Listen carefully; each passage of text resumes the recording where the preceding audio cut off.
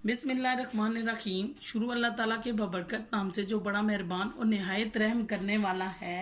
अस्सलाम वालेकुम वरहमतुल्लाहि वबरकातुहू। उर्दू जमात शिशम सबक नंबर 3, जिसका उन्वान है इस्लाम का बहादुर बेटा।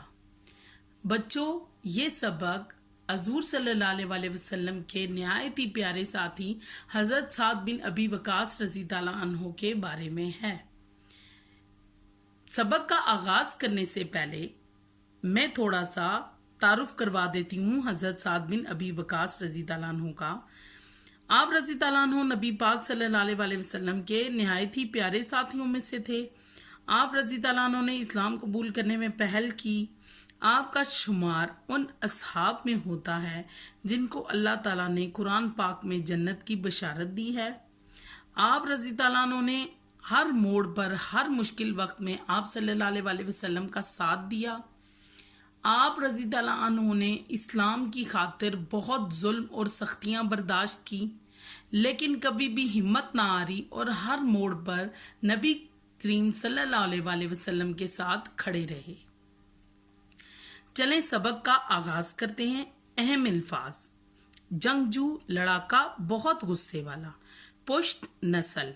आवाज, सदा, पुकार। बेजिगरी, दलेरी। अफरा तफरी, तेजी, फुर्ती। गजब, कहर। पढ़ने से पहले ये वो 2 सवाल हैं प्यारे बच्चों, जिनका जवाब आप लोगों ने अपनी मदद आपके तहत लिखना है। नबी पाक सल्लल्लाहु अलैहि वसल्लम के कोई से 6 साथियों के नाम बताएं और गजवा किसे कहते हैं। अब हम सबक का आगाज करते हैं। हजरत साद बिन अबी वकास रज़ी ताला अन्हो मक्का में पैदा हुए। माँ बाप ने उनका नाम साद रखा। बाज मोरिखीन कहते हैं बच्चों लिखने वाले ने उनके नाम के साथ वकास लिखा है। इसका मतलब है जंगजू या गर्दन तोड़ने वाला। हजरत साद बिन अबी वकास रज़ी ताला अन्हो कबीला कुरैश की एक मुअज़्ज़ज़ शाख बनु ज़हरा से ताल्लुक़ रखते थे। उनका सिलसिला नसब ख़ानदान का सिलसिला 5वीं पुश्त नस्ल में हज़रत मोहम्मद सल्लल्लाहु अलैहि वसल्लम से मिल जाता है। उन्होंने हमेशा सादा जिंदगी बसर की। बचपन ही में तीर कुमान बनाने का फन सीख लिया। इस जमाने में इस फन की बड़ी कदर थी, इज्जत थी। हज़रत साद बिन अबी वकास रज़ी ताला अन्हा ने इस फन में ऐसा कमाल पैदा किया कि लोग दूर दूर से इनकी बनाई हुई कमाने और तीर खरीदने आते थे। हज़रत साद बिन अबी वकास रज़ी ताला अन्हा नबी पाक के निहायत प्यारे साथियों में से थे। आप रज़ी ताला अन्हु ने इस्लाम कबूल करने में पहल की। आप रज़ी ताला अन्हु का शुमार उन असहाब में होता था जिनको अल्लाह ताला ने कुरान पाक में अस्साबिकूनल वालून कहकर पुकारा और जन्नत की बशारत दी। हज़रत साद बिन अबी वकास रज़ी ताला अन्हा ने इस्लाम कबूल करने के बाद मक्के में हर किस्म की सख्तियां और जुल्म बर्दाश्त किए। आप रज़ी ताला अन्हु ने नबूवत के 13वें साल नबी पाक सल्लल्लाहु अलैहि वसल्लम के हुक्म से मदीने की तरफ हिजरत की। हिजरत के 2 साल बाद बदर की लड़ाई पेश आई। इस लड़ाई में तकरीबन 1000 काफरों के मुकाबले में सिर्फ 313 मुसलमान थे। मुसलमानों के पास लड़ाई का पूरा साजो सामान भी ना था, लेकिन ये मुट्ठी पर मुसलमान अल्लाह की राह में ऐसे जोश से लड़े कि इन्हें हथियारों या तादाद की परवाह ना थी। हाँ, इनमें अल्लाह की राह में जान कुर्बान करने का जज्बा मोजज़न था, ठाठे मार रहा था, मौजूद था। इन सहाबा में हज़रत साद बिन अबी वकास रज़ी ताला अन्हो और उनके छोटे भाई हज़रत उमैर बिन अबी वकास रज़ी ताला अन्हो भी शामिल थे। अगले साल गज़वा ओहद में भी मुसलमान गज़वा बदर की तरह इस बेजिगरी दलेरी से लड़े कि काफरों को भागने पर मजबूर कर दिया। एक इत्तफाकी गलती की वजह से लड़ाई का पासा पलट गया। गलती ये थी कि करीबी पहाड़ी पर नबी पाक सल्लल्लाहु अलैहि वसल्लम ने 50 तीर अंदाजों को इस गर्ज से खड़ा किया कि वो काफरों को मुसलमानों पर पीछे की तरफ से आकर हमला करने से रोके। نبی پاک صلی اللہ علیہ وسلم نے ساتھ ہی یہ حکم بھی دیا تھا کہ کسی بھی حالت میں اپنی جگہ نہیں چھوڑنی۔ کفار واپس بھاگے تو تیر اندازوں نے وہ جگہ چھوڑ دی۔ ان کا خیال تھا کہ کافروں کو شکست ہو گئی ہے اور مال غنیمت سمیٹنے کا وقت ہے۔ مال غنیمت وہ مال ہوتا ہے جو جنگ کے دوران بچ جاتا ہے، لیکن کافروں نے گھاٹی کا چکر لگا کر پیچھے کی طرف سے مسلمانوں پر حملہ کر دیا۔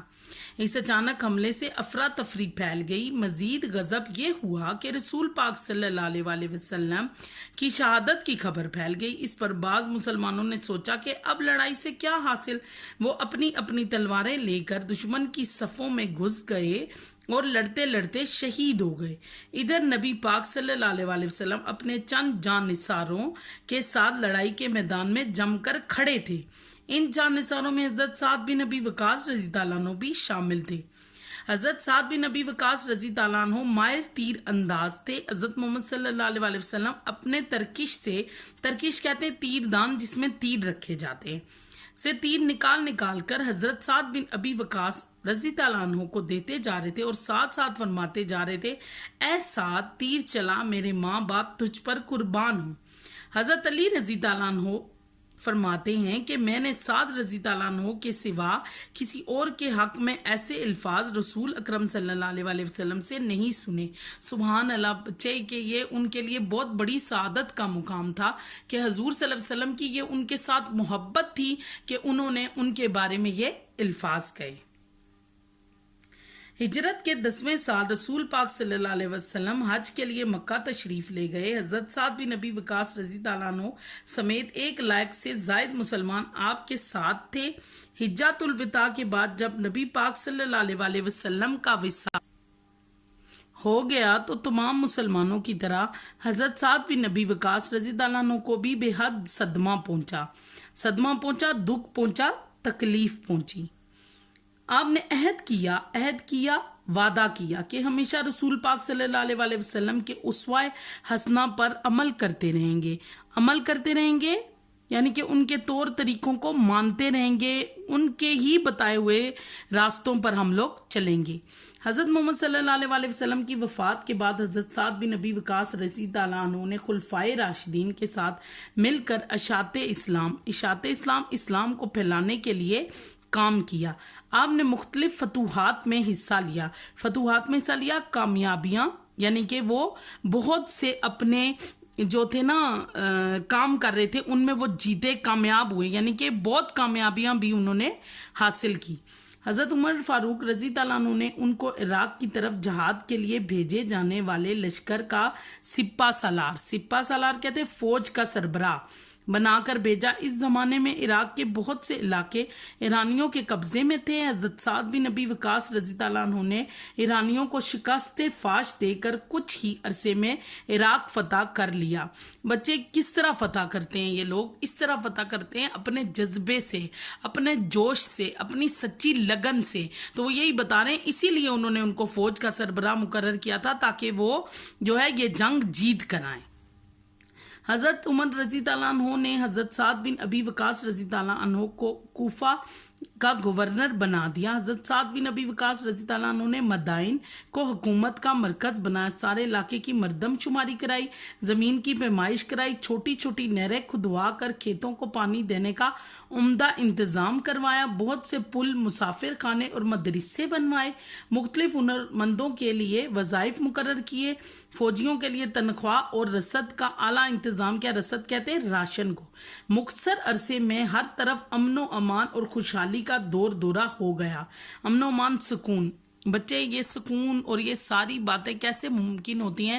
جب آپ سچے جذبے اور محنت کے ساتھ دن رات ایک کر کے کوئی کام کرتے ہیں۔ تو حضرت سعد بن ابی وقاص کے بارے میں بھی یہی بتایا جا رہا ہے کہ وہ اتنے کامیاب اس وجہ سے تھے کہ وہ بہت محنتی تھے اور ہر کام کو لگن، محبت اور جذبے کے ساتھ کیا کرتے تھے۔